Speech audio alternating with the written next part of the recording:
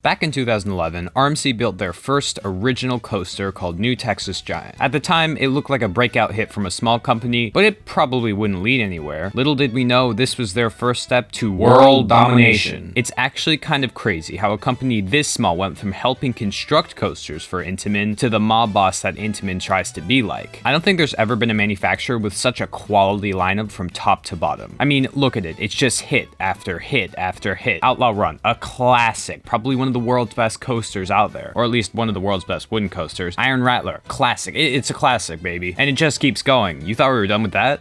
Nope. You thought it was over? Boom. You thought it was over.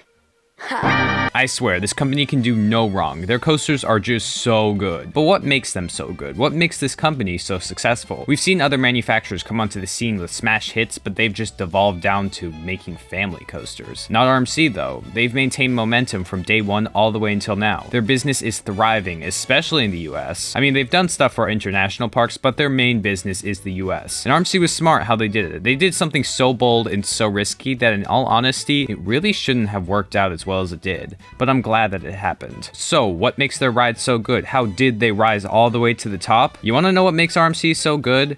Well, it's because they are not very good. These rides have awkward elements, are for the most part pretty short, can have laughably bad pacing issues, and have shin guards that everyone seems to not like, but no one seems to talk about. But the thing is, that's also why these rides are just so excellent. Because in the coaster industry, something that is objectively good is always gonna just be alright. Enthusiasts don't always love things that are made to be good in the industry. Look at dive coasters. These are built to be good rides, but nothing really more than that. They're meant to pull in the people and be reliable for the parks, and while initially that may work, it's the rides that don't do this are the ones that end up being the most popular. Maverick was not an objectively good ride when it opened. It had poor capacity, few records to market, some weird twisty elements that we've never seen before in a coaster, and it was really small. And yet to this day, it still has longer lives than objectively good rides in the park like Raptor, Millennium Force, or Valraven. It's those qualities that make it so unique. It's those qualities like those crazy maneuvers, those short trains, and those powerful hills that make Maverick one of the best in the park. RMC does this on a consistent basis. In an industry dominated by cloned rides that take up tiny footprints or rides that are just built to be the craziest looking thing since sliced bread, RMC said, nah, none of that.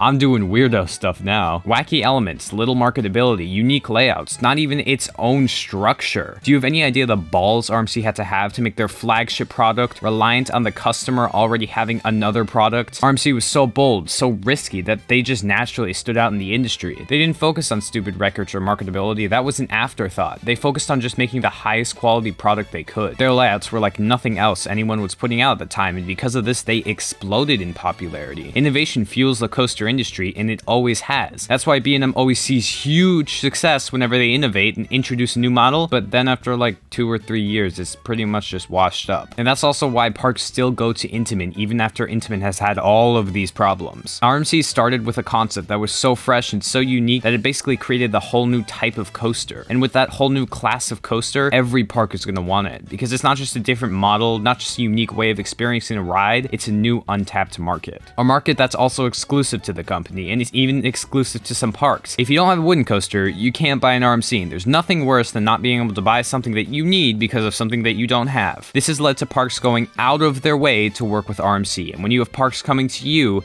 that's when you know you got a hit. Parks wanted more from RMC. They were ready to pounce on anything the company had to offer. Topper Track? Boom, 4 sold right off the bat. Who cares that it's a carbon copy of their other model? Raptor? Done deal, 5 sold in 3 years with 2 more being rumored. If you have to chase parks to work with you, that's not a good sign. But if you have parks that chase you, that is an excellent sign. By having their primary product be so exclusive, it helped their other products thrive. And to the parks that did have an old wooden coaster, RMC wasn't that expensive either. So that led chains like Six Flags rinsing and repeating in basically all of their parks, which by the way, was a brilliant move. Six Flags is actually a really good business partner to work with because they don't like to step out of their comfort zone. So once you get in, you are locked in. You can just milk them dry. I mean, seriously, do you think S&S would still even be around if Six Flags didn't buy those free spins in bulk? folks, they definitely wouldn't have the influence that they do now. Six Flags was RMC's main customer and allowed RMC to do wackier and wackier stuff because they just kept coming back. I mean, if you look at the evolution over time, you can see how they started experimenting more and more at different Six Flags parks. You started with a very simple, basic ride. No gimmicks, nothing, just a quality layout. Then they started to get a little bolder with Iron Rattler, playing around with terrain, which would eventually evolve into them going nuts with Lightning Rod. You also have them experimenting with different drops, like the barrel roll drop on Medusa Steel Coaster, and then perfecting it with Storm Chaser and Twisted Timbers. And then eventually we saw them start with a Raptor at a Six Flags park and move on to a larger Jersey Devil, which I'm sure is going to grow even bigger into another better version of another park. Six Flags didn't use RMC. RMC used Six Flags as a testing ground so that they could knock it out of the park with less forgiving chains like Cedar Fair or Herschend. It's just evil genius. So RMC has this product that is so fresh and unique from everything else being built at the time to the point where it's an entirely new market, and they have the innovation to back that up and the testing grounds for that innovation at their disposal. I mean,